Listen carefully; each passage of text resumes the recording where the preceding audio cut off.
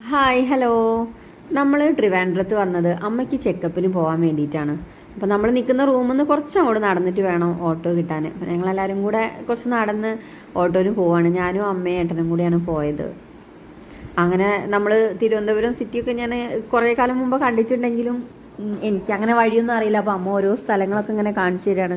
ഇങ്ങനെ അതാണ് ഇതാണ്, ഇത് വീഡിയോ എടുത്തോ അത് വീഡിയോ എടുത്തോ എന്ന് പറഞ്ഞിട്ട് അമ്മ അങ്ങനെ ഓരോന്ന് കാണിച്ചു തരുന്നുണ്ട്. അങ്ങനെ ഞങ്ങൾ ഹോസ്പിറ്റലിലേക്ക് പോണ വഴിയൊക്കെ കണ്ട് പിന്നെ കുറച്ച് കഴിഞ്ഞേരം ഞങ്ങൾ അവിടെ എത്തുന്നത്. അവിടെ നിന്ന് റൂമിൽ നിന്ന് കുറച്ച് ദൂരമുണ്ട്.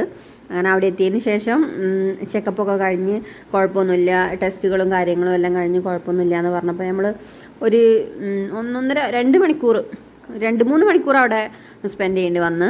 അതിന് ശേഷം ഞങ്ങൾ വേഗം തിരിച്ചു പോന്നു.